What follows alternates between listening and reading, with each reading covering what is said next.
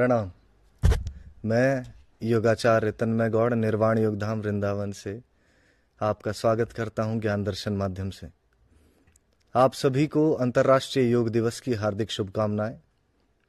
आज अंतर्राष्ट्रीय योग दिवस 2024 की थीम है योग फॉर सेल्फ एंड सोसाइटी। योग का ये मूल सार है कि वो सबको जोड़े, सब कुछ जोड़े। जुड़ाव ही योग है, योग का अर्थ ही जुड़ाव है।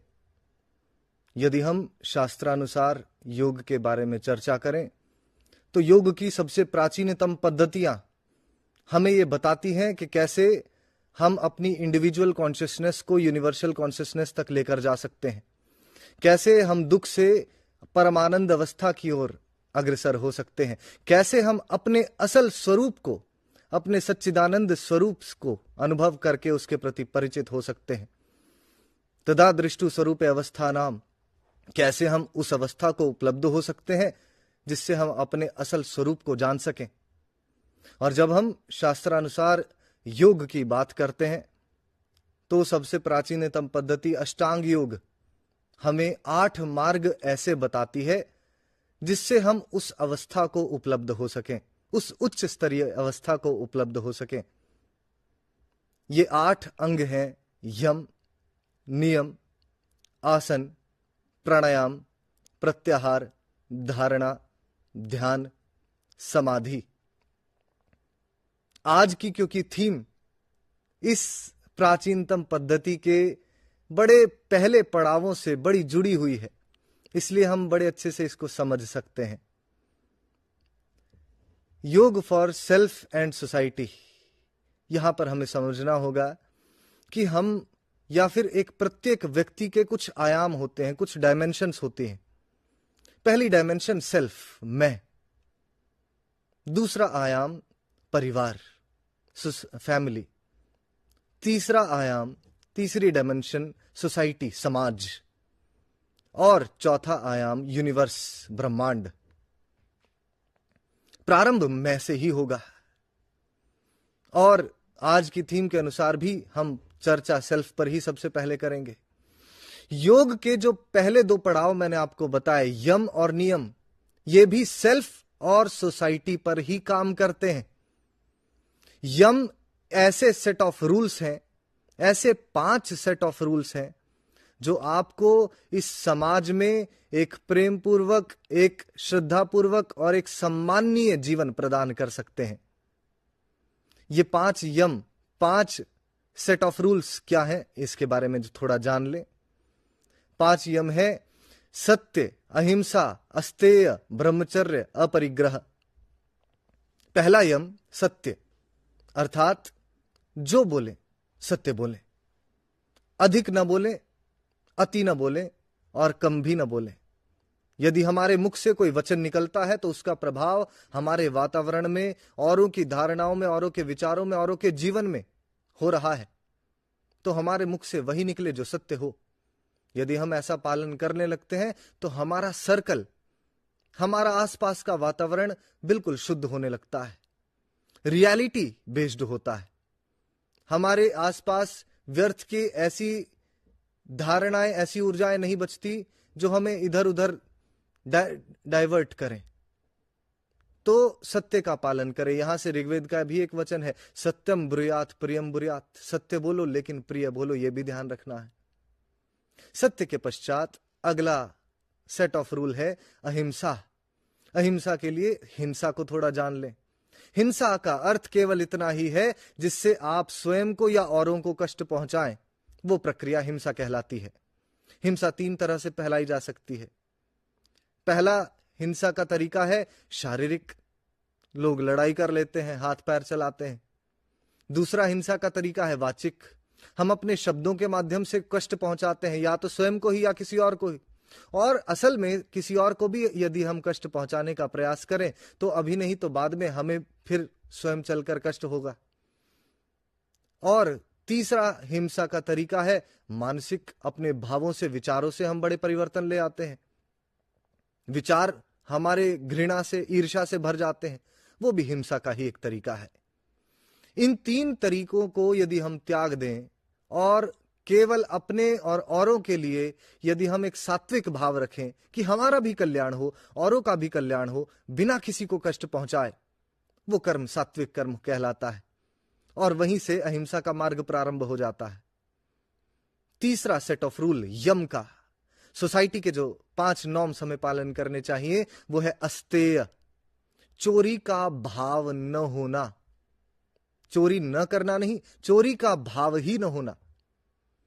किसी भी वस्तु, व्यक्ति या परिस्थिति को मैनिपुलेट हमें न करना ताकि वो हमारे नियंत्रण में आ जाए। यह प्रक्रिया अस्तेय की होती है। सत्यवादी बने रहना, निष्ठावान, ऑनेस्ट और लॉयल बने रहना। चौथा यम ब्रह्मचर्य, अपनी ऊर्जा को संग्रहित करना और बढ़ाने का प्रयास करना, व्यर्थ न जाने देना, नष्ट न होने देना। और 5वां यम हमारा अपरिग्रह, कि अधिक से अधिक भरने की चेष्टा न करना। हम अधिक से अधिक धन भरने का प्रयास करते हैं, पद भरने का प्रयास करते हैं, प्रतिष्ठा भरने का प्रयास करते हैं। इससे हमारे भीतर असंतोष जन्म लेने लगता है। फिर एक स्तर ऐसा आता है कि जितना कुछ हमें मिल जाए उसमें हमें तृप्ति नहीं मिलती, संतुष्टि नहीं मिलती और असंतुष्ट हम होते चले जाते हैं। फिर जितना हमारे पास आए उतना ही कम होने लगता है। इसलिए अपरिग्रह कहते हैं कि जितना आवश्यक है उतने में संतोषवादी बनने का प्रयास करें। ये 5 सेट ऑफ रूल्स हैं जो समाज में आपको एक सम्माननीय जीवन प्रदान करते हैं। दूसरा पड़ाव योग का है, अष्टांग योग का है नियम। ये सेल्फ पर काम करते हैं, जिनका पालन हमारे व्यक्तित्व को और अधिक गुणवान बनाता है। नियम है शौच, संतोष, तप, स्वाध्याय, ईश्वर प्रणिधानानि नियमाः। शौच अर्थात शारीरिक व मानसिक रूप से स्वयं को मल रहित रखना। कोई भी मल, द्वेष, ईर्ष्या, क्रोध, ये सब हमारे भीतर से समाप्त हो जाए, हम शुद्ध निर्मल हो जाए। ये अवस्था हमारी शौच की अवस्था है। बाहर से तो हम शरीर को साफ करते ही हैं, भीतर से भी स्वयं को साफ करें। और शौच के पश्चात संतोष, संतोष की अभी मैं बात कर ही रहा था। संतोष अर्थात जितना हमें प्राप्त है उतने में पहले हम संतुष्ट रहें और फिर अपने कर्म करके अपने जीवन की गुणवत्ता को, अपनी लाइफ की क्वालिटी को, quality of life, quality health को निरंतर बढ़ाने का प्रयास करते रहें। लेकिन जितना हमारे पास अभी है उतने में हमें असंतोष नहीं रहना है, उतने में हमें संतुष्टि का भाव अपने भीतर जन्म लेने का प्रयास करना है। क्योंकि असंतोष जिस व्यक्ति का भाव हो जाता है, उसके पास चाहे कुछ भी कम हो या ज्यादा हो, वो उसकी प्रकृति बन जाती है, वो उसके व्यक्तित्व का भाग बन जाता है।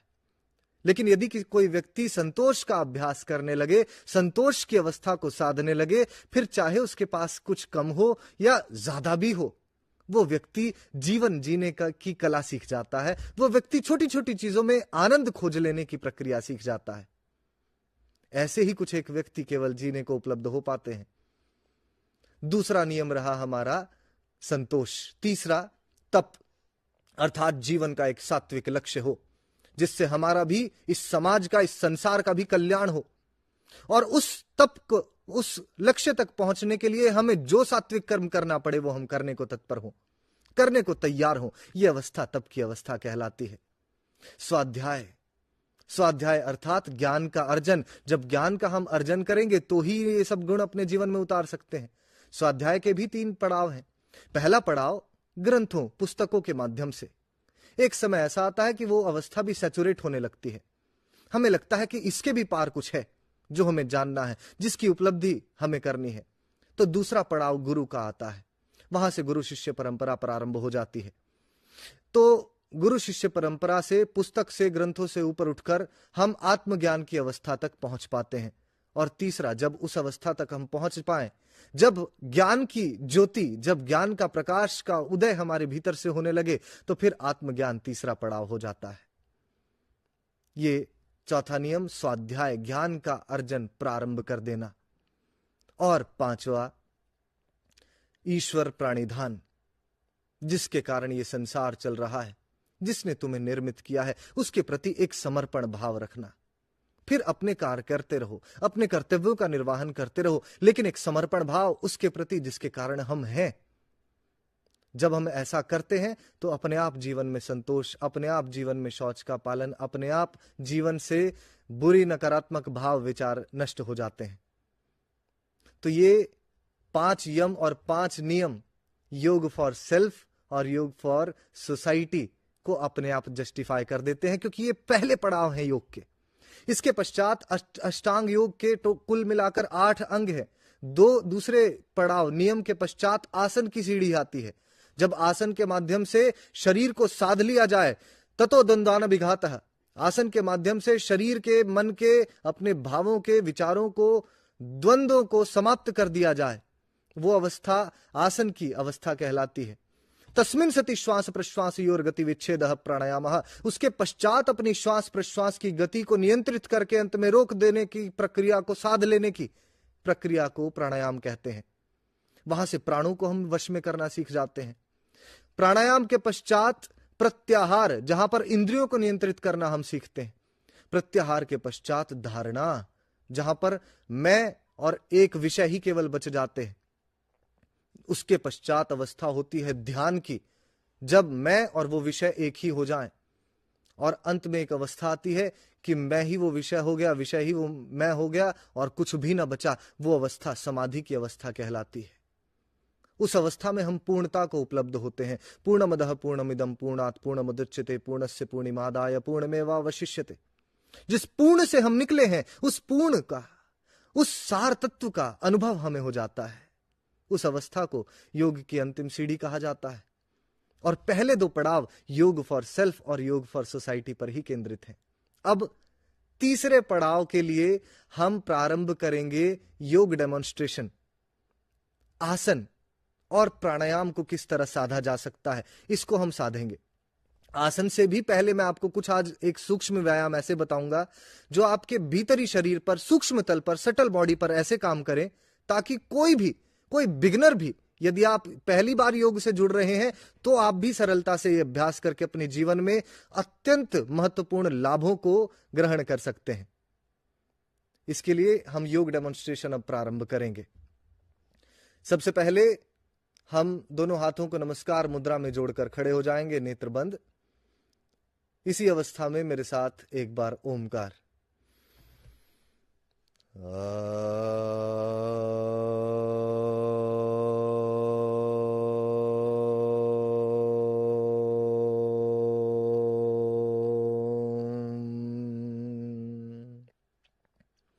नेत्रों को खोलकर प्रारंभ करेंगे सबसे पहला सूक्ष्म व्यायाम, बुद्धि तथा धृति शक्ति विकास क्रिया।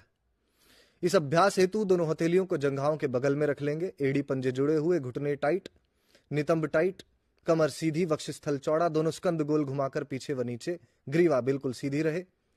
इसी अवस्था में चेहरे पर एक मंद मुस्कान रखते हुए अपनी ग्रीवा को पूरा पीछे ले जाएंगे। नेत्र खुले रहेंगे, गर्दन पूरी पीछे पहुंच जाए और बिल्कुल नेत्रों की सीध में ऊपर छत को हम देखेंगे। छत को देखते रहते हुए ध्यान हमें अपनी शिखामंडल पर केंद्रित कर देना है, चोटी वाले भाग के बीचों बीच। और इसी अवस्था में जोर से श्वास प्रश्वास प्रारंभ करेंगे। इस प्रक्रिया को करके हम अपनी बुद्धि तथा धृति शक्ति को बढ़ाते हैं। बौद्धिक क्षमताएं बढ़ने लगती हैं। ब्रेन रीजन में ब्लड सर्कुलेशन बढ़ जाता है। हमारे सेल्स, ब्रेन सेल्स खासकर, रिजुविनेट होने लगते हैं, एनर्जाइज होने लगते हैं। रीजनरेशन पावर सेल्स की बढ़ जाती है। इसी के साथ साथ हमारी इच्छा शक्ति और संकल्प शक्ति, विल पावर भी बढ़ने लगती है। तो ये छोटा सा अभ्यास है, इसके इतने सारे लाभ हैं। प्रश्वास करके अति सहजता से वापस आ जाएं। इस बार ग्रीवा को मध्य में ही लाकर ठहरा दे। ग्रीवा मध्य में ही ठहर गई। नेत्रों को नीचे ले गए, पैरों से लगभग 1.5 गज दूर नीचे देखने का प्रयास। ध्यान रहे, इस अभ्यास में यदि ग्रीवा, गर्दन आपकी मुड़ेगी या नीचे झुकेगी तो प्रभाव नष्ट हो जाएगा। गर्दन बिल्कुल सीधी चाहिए। नेत्रों से नीचे की ओर देखा और ध्यान दिया मस्तिष्क के बीचों बीच। टेम्पोरल रीजन, हिप्पोकैम्पस रीजन इस अभ्यास से प्रभावित होने वाला है, जो सीधा सीधा आपका मेमोरी सेंटर है। इसी अवस्था में जोर से श्वास प्रश्वास प्रारंभ कर देंगे। स्मरण शक्ति विकास क्रिया, मेमोरी पावर को बूस्ट कर देने के लिए अति शक्तिशाली अभ्यास। यह अभ्यास सीधा सीधा आपकी प्राण ऊर्जा को टेम्पोरल रीजन की ओर तीव्रता से प्रवाहित करता है और आप मेमोरी पावर बढ़ाते चले जाते हैं। अति शक्तिशाली अभ्यास, तीसरे अभ्यास की ओर बढ़ते हैं। मध्य में आए, नेत्रों को भी बीच में ले आए, धीमी लंबी गहरी श्वास और धीमा लंबा गहरा प्रश्वास करते हुए इस बार ग्रीवा को पूरा नीचे ले गए। अपने कंठकूप, गले के बीचों बीच जो गड्ढा है स्टर्नम नॉच में, अपनी चिन को घुसा देना है। इसी अवस्था में ठहर कर पीछे सर और ग्रीवा के बीच के जोड़ पर ध्यान केंद्रित किया और जोर से श्वास प्रश्वास लेनी प्रारंभ कर दी। यह प्रक्रिया है मेधा शक्ति विकासक क्रिया। आपकी इंटेलिजेंस पावर इस अभ्यास से बढ़ेगी, आपकी डिसीजन मेकिंग पावर इस अभ्यास से बढ़ेगी। हमारे साथ कई ऐसे लोग जुड़े हैं जो एमएनसीज में काम करते हैं, Europe based, American based companies में काम करते हैं। रात भर उन्हें काम करना होता है और प्रातःकाल उठकर हमारे साथ अभ्यास करने लग जाते हैं।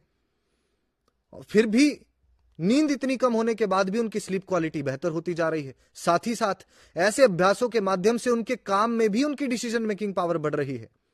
यह अत्यधिक लाभकारी अभ्यास, यह हमारे सूक्ष्म तलों पर, सूक्ष्म भागों पर, अंग प्रत्यंगों पर काम करते हैं। आराम से श्वास भरते हुए मध्य में आ जाएं, बीच में आ जाएं। इसी अवस्था में अगला अभ्यास हम प्रारंभ करेंगे, ग्रीवा शक्ति विकासक क्रिया। श्वास भरते हुए गर्दन को ऊपर व पीछे ले गए, प्रश्वास करते हुए गर्दन को आगे व नीचे ले आए। श्वास भरते हुए ग्रीवा ऊपर व पीछे,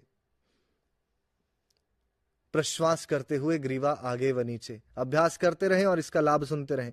सबसे पहले लाभों से भी पहले मैं कॉन्ट्रा इंडिकेशन बता दूं। जिनको भी सर्वाइकल स्पॉन्डिलाइटिस की समस्या है वो क्षमता अनुसार अपनी ग्रीवा को पीछे तो लेकर जा सकते हैं, किंतु नीचे न झुकाएं। आगे जब आ रहे हो तो केवल उतना ही आए जहां पर खिंचाव आना प्रारंभ हो रहा है, वहीं पर ठहर जा। और यदि ऐसी कोई समस्या नहीं है तो आप निरंतर क्षमता बढ़ाने का प्रयास कर सकते हैं। इस अभ्यास से आपकी ग्रीवा, गर्दन की मांसपेशियां मजबूत होंगी, लचीली भी होंगी। यदि सर्वाइकल स्पॉन्डिलाइटिस या स्पॉन्डिलोसिस जैसी समस्याएं नहीं है तो आने से पहले ही टल भी जाएंगी, हैं तो धीरे धीरे चली जाएंगी। साथ ही साथ ब्रेन तक जो नर्व्स जा रही हैं वो स्टिमुलेट होने लगती हैं इस अभ्यास से। आपके थायराइड और पैराथायराइड ग्लैंड स्टिमुलेट होने लग जाते हैं इस अभ्यास से। इसका ही एक और चरण हम कर लेते हैं। श्वास भर के गर्दन को मध्य में ठहराया, प्रश्वास करते हुए ग्रीवा को दाईं ओर ट्विस्ट करते चले गए, राइट साइड ट्विस्ट कर दिया। फिर श्वास भरते हुए बीच में आए, प्रश्वास करते हुए गर्दन को बाईं ओर लेफ्ट साइड ट्विस्ट किया। ध्यान रखें, यहां पर मैं खास ध्यान दे रहा हूं कि कब आपको श्वास भरनी है, कब प्रश्वास करना है, क्योंकि योग और एक्सरसाइज में सबसे बड़ा गैप और डिफरेंस यही है कि यहां पर हम अपनी प्राण ऊर्जा पर काम करते हैं। यहां पर हम भीतरी प्रभाव प्राप्त करते हैं। बाहरी प्रभाव तो एज अ बाय प्रोडक्ट आ ही जाना है, उसके लिए हमें कोई खास ध्यान भी देने की आवश्यकता नहीं, बस प्रक्रिया ठीक रहे। खास ध्यान हमें देना है यदि तो अपनी श्वास प्रश्वास पर, कि श्वास भरते हुए ही हम बीच में आए, प्रश्वास करते हुए ही हम साइड में जाएं। आराम से मध्य में आकर ठहर जाएंगे। अगला अभ्यास ग्रीवा से थोड़ा नीचे आते हुए अपने स्कंद भाग पर, कंधों के भाग पर हम काम करेंगे। दोनों भुजाओं को श्वास भरते हुए हम 180 डिग्री खींच लेंगे। बायां हाथ बाईं ओर, दायां हाथ दाईं ओर। हथेलियों को ऊपर की ओर पलट दिया, उंगली अंगूठे आपस में जोड़कर कंधों पर टिका दिए। सामने से कोहनी जोड़कर भुजाओं को सामने से ही ऊपर उठाया, कान के बराबर ले गए। ग्रीवा को मध्य में ही ठहरा कर रखेंगे। यहीं पर श्वास भरते हुए कोहनी पीछे से नीचे, पीछे से ऊपर, और प्रश्वास करते हुए आगे से नीचे आ जाएंगे। जब हम आगे से नीचे आ रहे हैं तो प्रयास करें, प्रारंभिक अवस्था है तो अपनी क्षमता अनुसार कर सकते हो। जैसे धीरे धीरे आपकी क्षमता बढ़ने लगे तो सामने जब भी आपकी कोहनी आ रही है, कोहनी को जोड़ने का प्रयास हम करेंगे। तो श्वास भरते हुए आपके सीना चौड़ा हो, प्रश्वास करते हुए आपका वक्षस्थल, सीने वाला भाग सिकुड़ता चला जाए। ऐसे ही विपरीत दिशा में अभ्यास कर लेंगे, ऑपोजिट डायरेक्शन में रोटेशन कर लेंगे। ऊपर से पीछे, पीछे से नीचे, ये श्वास भरने की प्रक्रिया है। प्रश्वास करते हुए नीचे से आगे, आगे से ऊपर। ध्यान दें, श्वास भरते हुए हमें कोहनी पीछे लेकर जानी है, क्योंकि जब कोहनी पीछे जा रही है तो हमारा लंग्स एरिया, हमारा चेस्ट रीजन एक्सपैंड हो रहा है, चेस्ट कैविटी हमारी ओपन हो रही है। उस दौरान अधिक से अधिक मात्रा में ऑक्सीजन को हम भीतर प्रवाहित कर सकते हैं। और जब हमारे फेफड़े सिकुड़ रहे हैं तो हम प्रश्वास करते हुए आगे से वापस आए। भुजाओं को 180 डिग्री पर लाकर आराम से अभ्यास को विराम दिया। हाथों को जैसे लाए थे वैसे ही नीचे ले जाएंगे। अगला अभ्यास यहीं से हम प्रारंभ कर रहे हैं, वक्षस्थल शक्ति विकासक क्रिया। फेफड़ों की क्षमता और कार्य क्षमता को बढ़ाने के लिए कैपेसिटी भी बढ़ेगी, एफिशिएंसी भी बढ़ेगी। जिनको चक्कर आते हैं वो खास ध्यान रखें, इस अभ्यास में आपके नेत्र बंद ना हो, आंखें खोलकर ही अभ्यास करें। दोनों हथेलियों को जंघाओं के सामने रखा और श्वास भरते हुए दोनों भुजाओं को गोल घुमाकर पीछे ले गए। पीछे जब हम जाएं तो हमारी गर्दन और अपर बैक रीजन भी पूरा पीछे जाए, गर्दन को भी पूरा पीछे खींच लेंगे। प्रश्वास करते हुए इसी तरह भुजाओं को गोल घुमाकर वापस ले आए। यह अभ्यास ध्वनिपूर्वक श्वास प्रश्वास के साथ भी हम कर सकते हैं कि थोड़ी थोड़ी ध्वनि आपकी श्वास की आए। जब आप ध्वनिपूर्वक श्वास भरते हुए पीछे जाएंगे तो फेफड़ों की मांसपेशियों में सीधा खिंचाव आप अनुभव कर सकते हैं, और जब आप ध्वनिपूर्वक प्रश्वास करते हुए वापस आएंगे तो अधिक से अधिक मात्रा में प्रश्वास माध्यम से मलिन वायु को आप बाहर छोड़ पाएंगे। यह अत्यंत लाभकारी अभ्यास आपके फेफड़ों की कैपेसिटी को भी बढ़ाएगा, ऑक्सीजन भी अधिक से अधिक मात्रा में भीतर आ पाएगी, कार्बन डाइऑक्साइड जैसी मलिन वायु भी अधिक से अधिक मात्रा में बाहर जा पाएगी, और आपकी एफिशिएंसी भी बढ़ेगी। कम से कम ऊर्जा में अधिक से अधिक कार्य करने की क्षमता आप में आ जाएगी। साथ ही इस अभ्यास में ध्यान देना है कि आपकी लोअर बैक नहीं मुड़ रही है। इस अभ्यास को करते हुए आपकी कमर का ऊपरी भाग मुड़ रहा है, जिससे आपका पोस्चर ठीक होता है। काइफोसिस जैसी डिफॉर्मिटीज को आप पूरी तरह समाप्त कर सकते हैं। अति सरलता से अभ्यास को विराम देंगे और यहीं पर प्रारंभ करेंगे कटी शक्ति विकासक क्रिया। कमर के निचले भाग को पकड़ लें, दोनों पैरों के बीच कंधे जितना अंतर हमने किया। ध्यान इतना रखें कि पंजे हमारे पैरेलल हों, समानांतर हों। श्वास भरते हुए सबसे पहले ग्रीवा को पूरा पीछे ले गए, उसके पश्चात वक्षस्थल वाला भाग, थोरैसिक रीजन, अपर बैक, और अंत में कटी भाग, लोअर बैक पूरी पीछे पहुंच जाए। प्रयास करेंगे घुटने सीधे रहें और यहीं से प्रश्वास करते हुए कमर आगे व नीचे झुकते जाए। हमें अधिक मात्रा में प्रचलन ये प्रक्रिया है कि जब हमें नीचे झुकना होता है, फॉरवर्ड बेंडिंग पोस्चर्स करने होते हैं, तो अपना माथा हमें घुटने से लगाना होता है। लेकिन नहीं, जब हम माथे को घुटने से लगाते हैं तो कमर में कूब और बनने लगता है, कमर हमारी और ज्यादा और अधिक डिफॉर्म होने लगती है। तो जब हम नीचे झुके तो खास ध्यान इस बात पर रखें कमर हमारी बिल्कुल सीधी रहे, ग्रीवा ऊपर की ओर खींची हो, और फिर सांसों के साथ इस अभ्यास को आगे बढ़ाते जाएं। श्वास भरते हुए ऊपर व पीछे, प्रश्वास करते हुए आगे व नीचे। क्षमता अनुसार जैसे जैसे आपकी क्षमता बढ़ेगी आप अपनी जॉइंट्स की रेंज को बढ़ते हुए अनुभव कर सकते हैं। इसी अवस्था में प्रारंभ करेंगे हम पिंडली शक्ति विकासक क्रिया। नाम इसका पिंडली शक्ति विकासक है, लेकिन यह आपके घुटने, पिंडलियों और एंकल रीजन को मजबूत बनाती है। इसके लिए एड़ी पंजे हम एक बार पुनः जोड़ लेंगे। दोनों भुजाओं को कंधों के स्तर तक सामने उठाया, सामने की ओर उठा लें, साइड में नहीं। अंगुष्ठ भीतर रख के मुष्टिका बनाई। श्वास भरते हुए नीचे बैठेंगे, कुंभक लगाकर सांस को भीतर रोककर ऊपर उठेंगे। दोनों भुजाओं को गोल घुमाकर 90 डिग्री पर लाए और यहीं से झटके से प्रश्वास कर दिया। फिर श्वास भरते हुए नीचे बैठे, सांस रोककर ऊपर उठे, भुजाओं को 90 डिग्री तक लाए और झटके से प्रश्वास कर दिया। एक बार फिर करके दिखा दें। इस अभ्यास से आपके घुटने भी सबल होंगे। प्रयास करना घुटने आपस में जुड़े रहें, पिंडलियां मजबूत होंगी और एंकल रीजन मजबूत होगा। यह अभ्यास आपके पैरों को बलवान बनाएगा और पैरों के दर्द जैसी समस्याओं को दूर करेगा। अभ्यास को विराम दें। जब हम सूक्ष्म व्यायाम कर लेते हैं तो हम तैयार हो जाते हैं आसन माध्यम से अपने शरीर पर भीतर और बाहर से नियंत्रण स्थापित करने के लिए। स्थिरम सुखम आसनम, स्थिरता को साधना ही आसन है। तो अभी हम स्थिरता के साथ कुछ एक ऐसे सरल अभ्यास कर सकते हैं जो कोई भी, यदि आप पहली बार भी अभ्यास कर रहे हैं तो कर सकते हो। और मैं आग्रह करूंगा कि जो भी साधक ये अभ्यास देख रहे हैं वो साथ में अभ्यास करके अपने जीवन में प्रभावों को उतार सकते हैं। इंस्टेंट इफेक्ट्स योग के आप अनुभव कर सकते हैं। तो एड़ी पंजों को जोड़े रखा, पहला अभ्यास प्रारंभ किया ताड़ आसन। दोनों भुजाओं को सामने से उठाया कंधे के स्तर तक, उंगलियों को इंटरलॉक किया, प्रश्वास करते हुए हथेलियों को बाहर की ओर, ऊपर की ओर पलट दिया और बिना एड़ी उठाए अभी केवल भुजाओं को ऊपर की ओर खींच लिया। इस समय एड़ी नहीं उठानी, इस समय केवल अपने स्कंध भाग को, कंधों के भाग को ऊपर की ओर खींचने का प्रयास करें। इस समय रीढ़ की हड्डी आपकी दोनों दिशाओं में खींच रही हो, एक मैनुअल ट्रैक्शन हम अपने शरीर को दे रहे हो भुजाओं के माध्यम से हमारा शरीर ऊपर की ओर खिंच रहा हो और पैर नीचे की ओर थोड़ा सा हमें दबाकर रखने हैं, ताकि रीढ़ की हड्डी ऊपर भी पूरी खिंचे और नीचे भी पूरी खिंचे। ऐसे इंटरवर्टिब्रा डिस्टेंस हमारा मेंटेन होने लगता है, जितना होना चाहिए प्राकृतिक रूप से वैसा होने लगता है। धीरे धीरे हम अपनी एड़ियों को भी उठाने का प्रयास करेंगे और कुछ देर स्थिरता से ठहरने का प्रयास करेंगे। भीतर एक आनंदित भाव, सहज भाव बना रहे। ताड़ासन। इस अभ्यास से आपका पोस्चर बेहतर होगा। इस अभ्यास से आपका नर्वस सिस्टम स्टिमुलेट होगा। जिनका नर्वस सिस्टम धीरे धीरे कमजोर होने लगता है, खासकर पार्किंसंस जैसी समस्याओं में भी ताड़ासन का बड़ा प्रभाव है। अति शक्तिशाली और बड़ा सरल अभ्यास ताड़ासन। प्रश्वास करते हुए वापस आ जाएंगे। भुजाओं को साइड से आराम से खोलकर वापस ले आएं।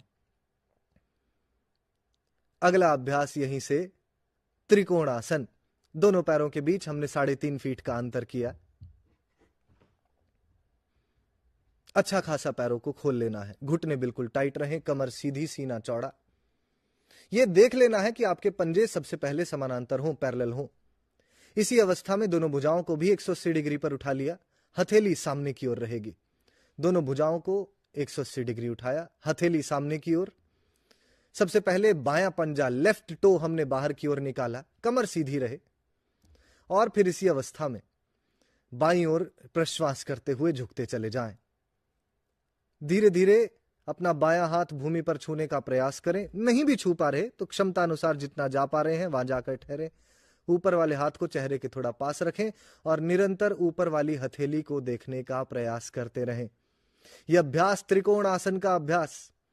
बस इतना ध्यान रखें, जिनको disc bulge, disc herniation, slip disc, nerve radiculopathy, nerve compression जैसी समस्या है, वो इस अभ्यास को न करें।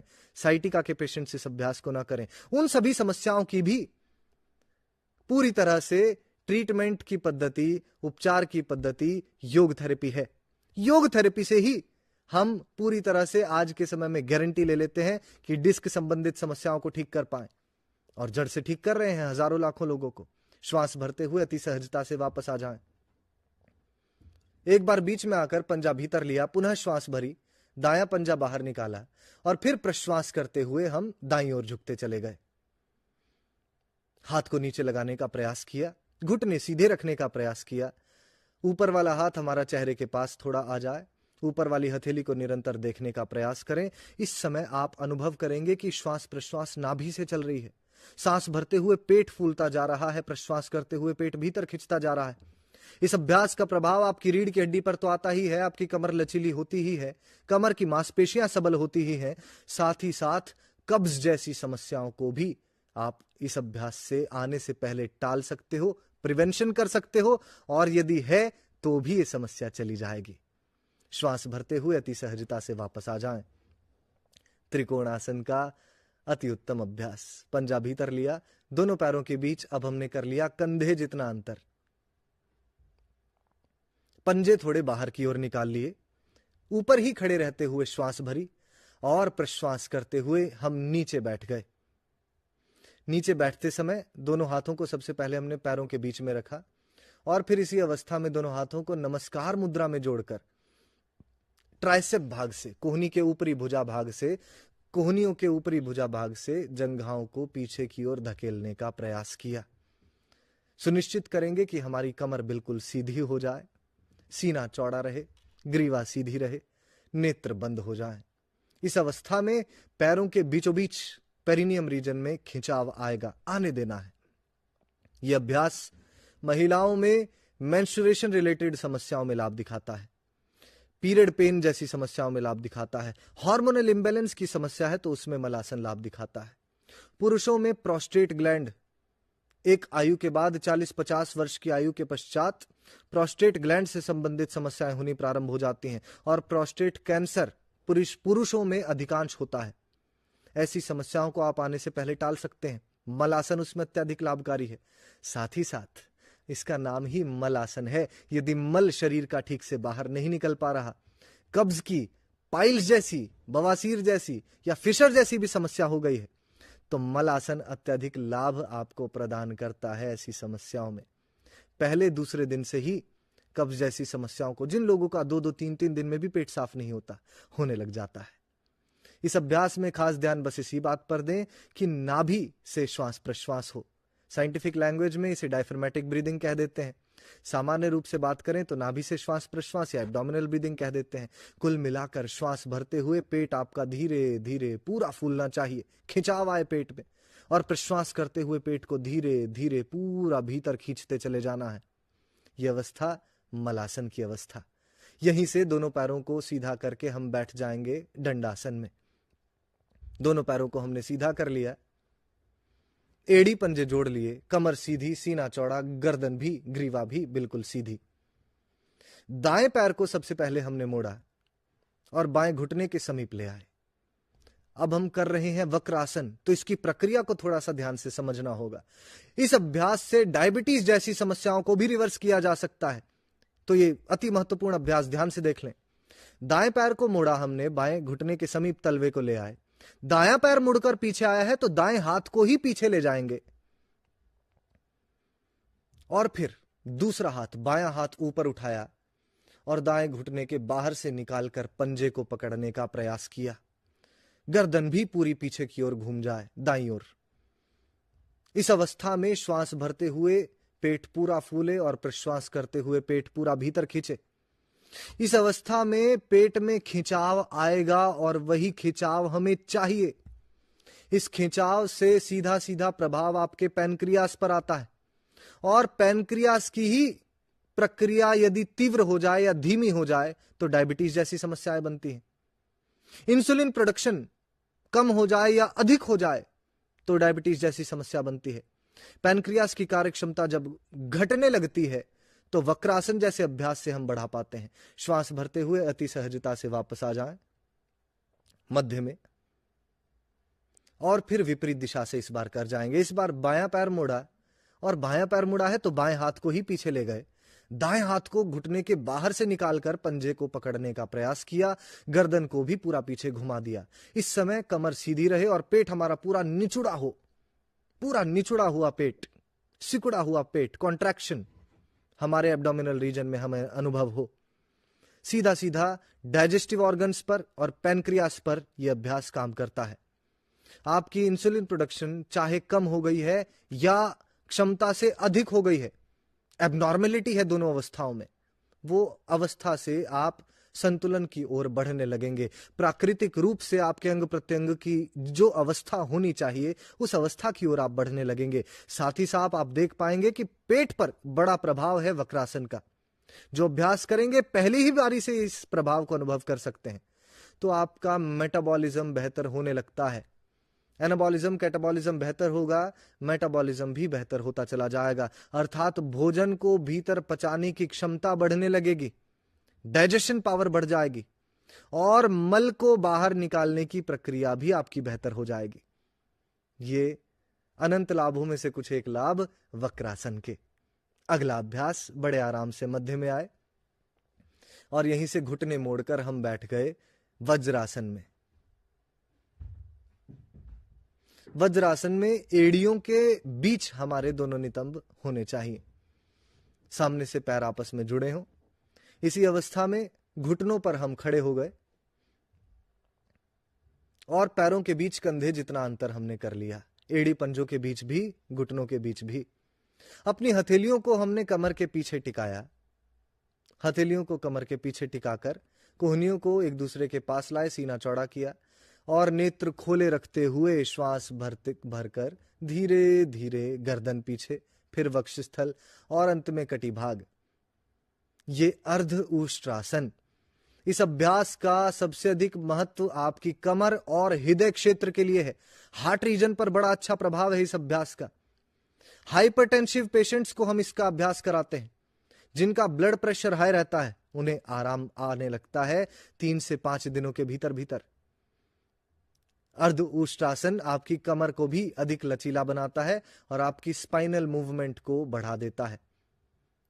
अति सरलता से श्वास भरते हुए वापस आए और इस बार पूर्ण उष्ट्रासन की ओर हम बढ़ेंगे। इस बार हाथों से हम अपने तलवों को पकड़ने का प्रयास करेंगे, नितंबों को आगे की ओर धकेलने का प्रयास करेंगे, कमर और गर्दन को पीछे ले जाने का प्रयास करेंगे।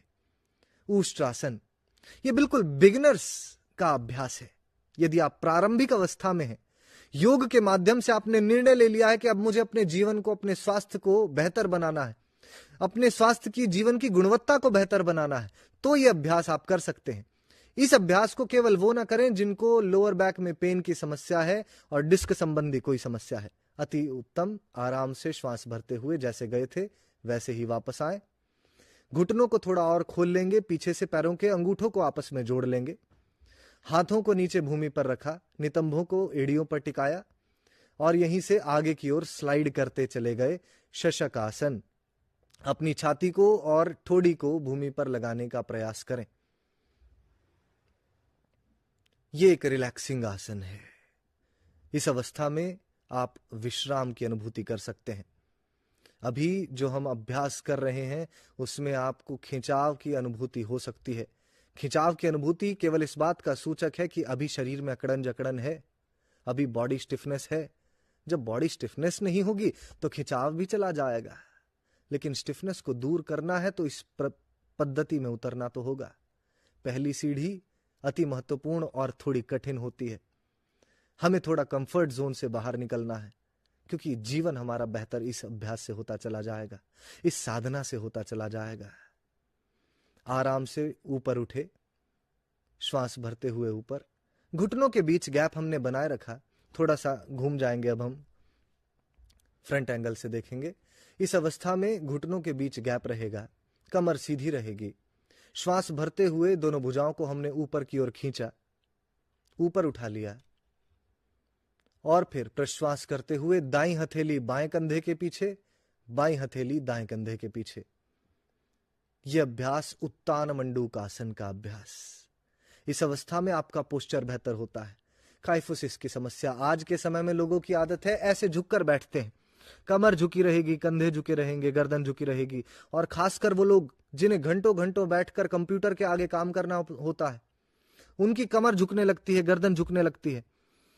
धीरे धीरे सर्वाइकल की समस्या जन्म लेने लगती है। आपकी स्पाइनल डिफॉर्मिटीज अनेकानेक बनने लगती हैं। आपको लोअर बैक से संबंधित समस्याएं होने लगती हैं, डिस्क रिलेटेड इश्यूज होने लगते हैं, नसें दबने लगती हैं। वो सारी समस्याओं से लाभ यदि आपको लेना है, सिटिंग जॉब आपकी यदि घंटों की है, तो आप हर 2 घंटे में इस अभ्यास को 20 से 30 सेकंड तक भी दोहरा लें। आप ऐसी समस्याओं से बच सकते हैं। हृदय के लिए भी बड़ा अच्छा अभ्यास है, क्योंकि जब आप झुककर बैठते हैं तो आपका heart region, chest cavity contract होने लगती है, आपका हृदय वाला भाग सिकुड़ने लगता है। और जैसे जैसे हृदय की दीवारें सिकुड़ने लगती हैं, ब्लड का प्रेशर बढ़ने लगता है। इसका उदाहरण हम ले सकते हैं, यदि पानी के पाइप का मुख द्वार हम बंद कर लें या संकुचित कर दें तो पानी का प्रेशर बढ़ जाता है। बिल्कुल उसी तरह बिना कोलेस्ट्रॉल बढ़े, बिना ट्राइग्लिसराइड्स बढ़े भी आज के समय में लोगों का हाई बीपी हो रहा है, हाइपरटेंसिव पेशेंट्स बन रहे हैं। कारण यही कि लाइफस्टाइल ठीक नहीं है, उठने बैठने का तरीका, हमें स्वयं से जुड़ाव का तरीका हमारे भीतर नहीं बचा है। उस समस्या को स्वयं से जुड़कर हम ठीक कर सकते हैं, और स्वयं से जुड़ने की प्रक्रिया ही, जुड़ाव की प्रक्रिया ही योग प्रक्रिया है। उत्तान मंडूकासन आपके हृदय क्षेत्र को खोलेगा और आपके हार्ट रिलेटेड इश्यूज को भी दूर करता है। अति सरलता से श्वास भरते हुए भुजाओं को पुनः ऊपर उठाया और वापस आ गए नीचे। यहीं से हम लेट जाएंगे पेट के बल। पेट के बल सबसे पहले हम लेटेंगे मकर आसन में।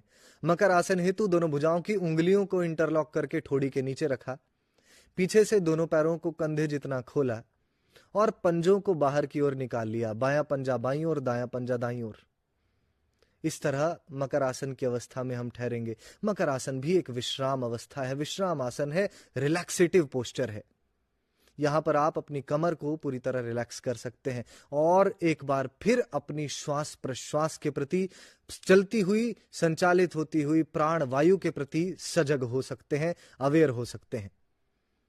जब अवेयरनेस स्थापित हो जाए, श्वास प्रश्वास आपकी धीमी हो जाए, तो आप फिर एड़ी पंजों को जोड़ लें, पंजों को पीछे की ओर खींच लें, दोनों हथेलियों को चेहरे के बगल में रखा, कोहनी भूमि पर लगी हो और तैयार हो जाएं सरल भुजंगासन हेतु।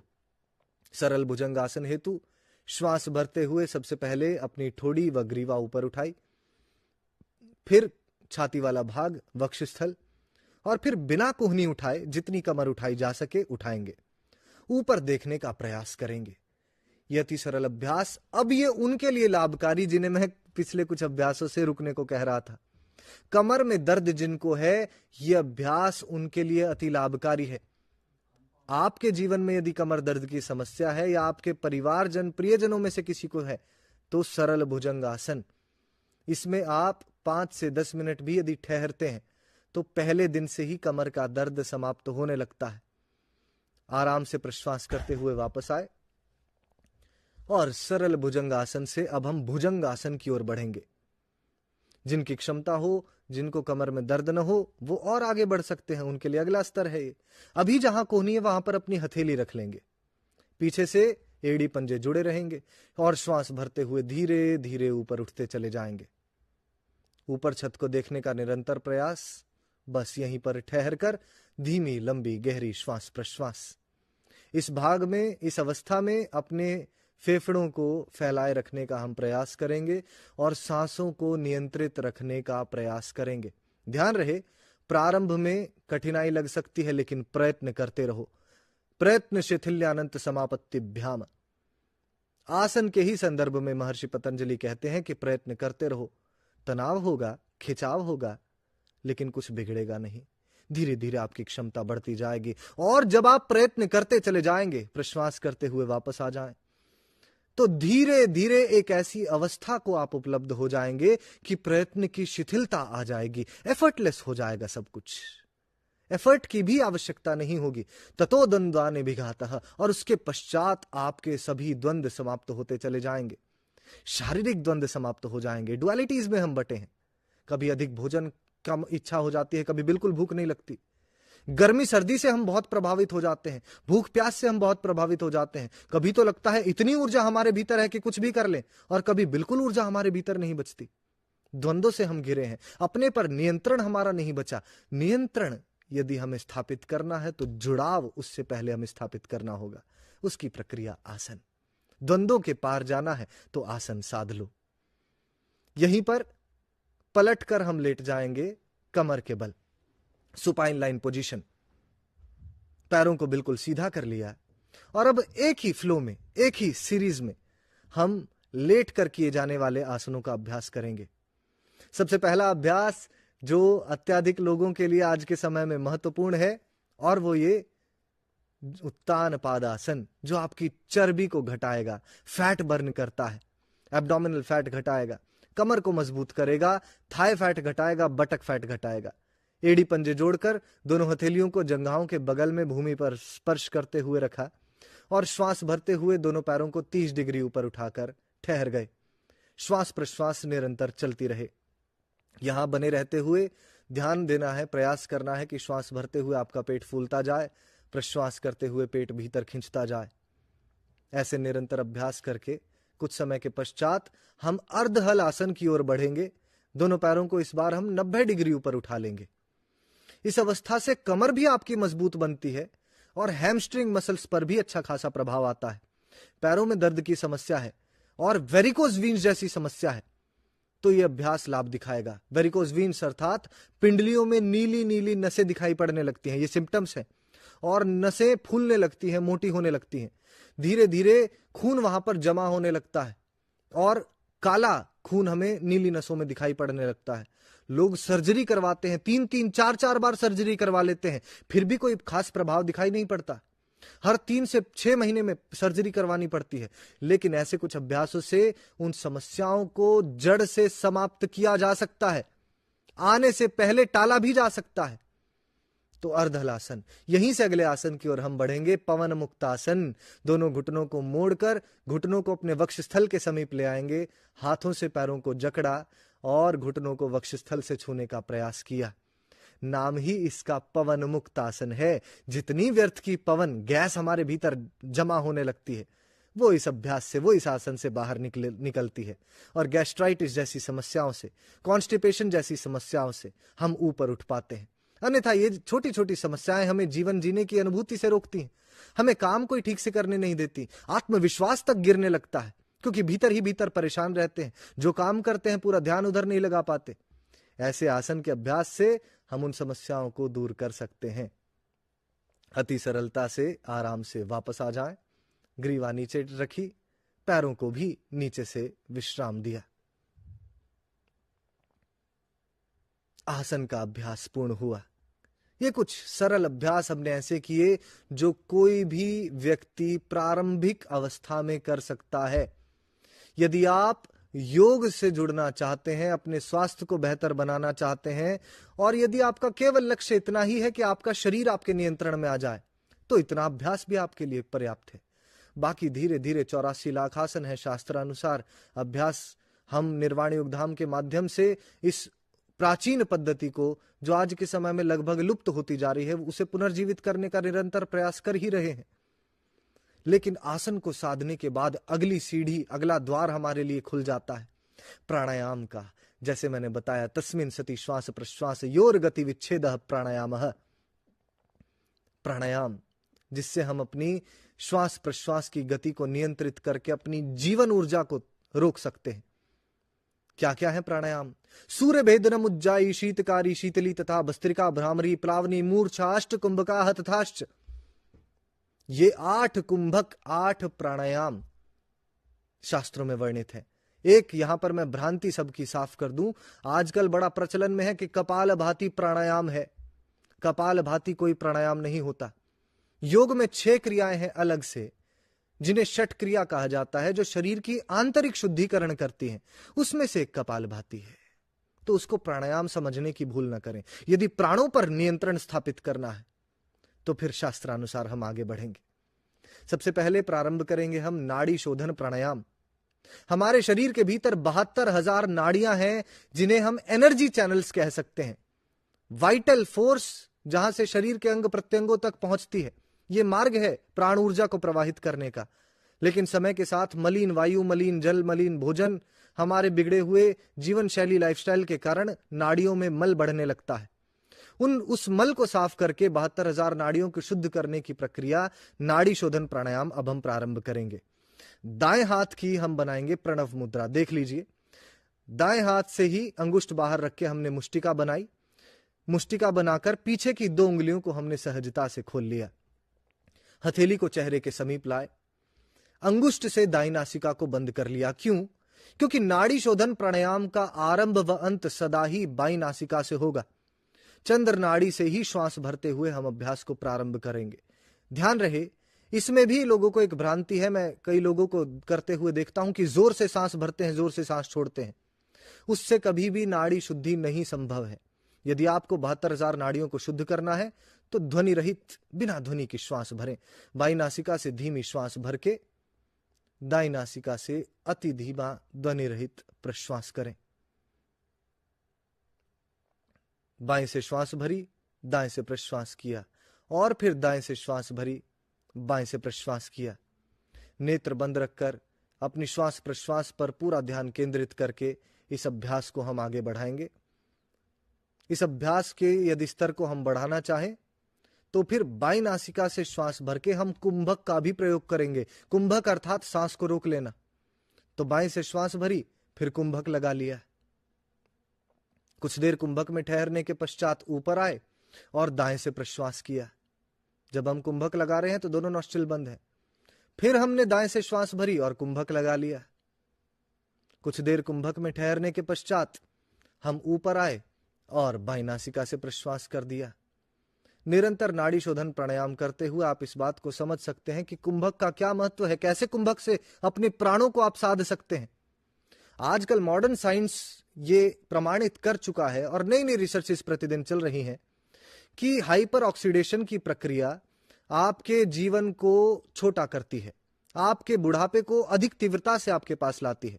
ऑक्सीजन जितनी आपके शरीर में बढ़ने लगती है, आप उतना ही जरा के समीप, मृत्यु के समीप, बुढ़ापे के समीप जाते हैं। लाखों वर्षों पूर्व ऋषि मुनियों ने यही कहा कि गहरी सांसें लेना प्रारंभ कर दो। मॉडर्न साइंस भी अभी कुछ समय पहले से ये कहना प्रारंभ कर चुकी है, क्योंकि अधिक से अधिक मात्रा में आप प्रश्वास करेंगे तो ऑक्सीजन कम शरीर में रहेगी। ऑक्सीजन कम लेकर अधिक से अधिक मात्रा में प्रश्वास होगी तो हाइपर ऑक्सीडेशन स्टेट आपके शरीर में नहीं बनेगी, लंबा जी पाओगे। लेकिन ऋषि मुनियों ने इससे भी आगे की बात कह दी है, जो आने वाले समय में अभी मॉडर्न साइंस प्रमाणित करने वाली है। कुंभक सांस लेने की ही ज्यादा आवश्यकता नहीं, उतनी ही लें जितनी आपके जीवन जीने के लिए आवश्यक है, और बाकी सांस को रोक लें। उसकी ही प्रक्रिया प्राणायाम है। प्राणायाम के माध्यम से हम अपने प्राणों को इस तरह साध सकते हैं। अभ्यास को अंत की ओर ले जाते हुए नेत्रों को बंद करके हम श्वास प्रश्वास पर अपना ध्यान केंद्रित करेंगे। वही श्वास प्रश्वास जो भीतर जाकर प्राण में परिवर्तित हो जाती है, उसके प्रति सजग अवेयर हो जाएंगे। और इसी अवस्था में मेरे साथ श्वास भर के ओमकार, तत्पश्चात मंत्रोच्चारण।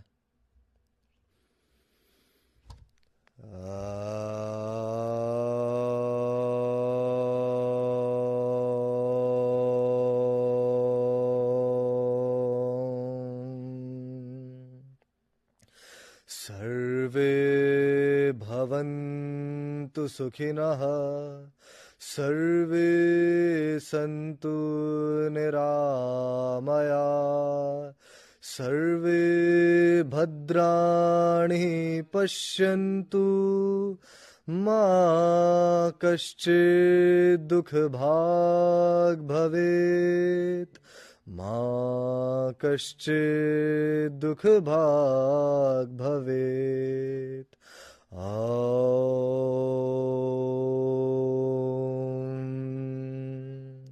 शान्तिः शान्तिः शान्तिः।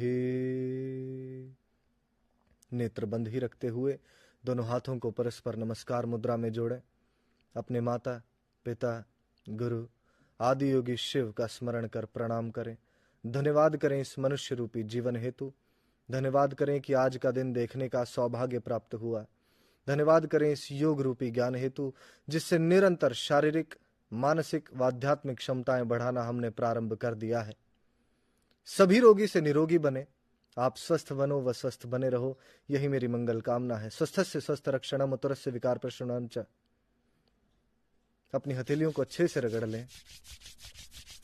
गर्म हथेलियों को बड़ी कोमलता से नेत्रों पर स्पर्श किया। कुछ देर ठहरे, तत्पश्चात हथेलियों के मध्य ही पलकें झपकाई और नेत्र खोलते हुए अति सहजता से आराम से वापस आ गए। आज का अभ्यास आप सभी के लिए लाभकारी सिद्ध हो। सभी को प्रणाम।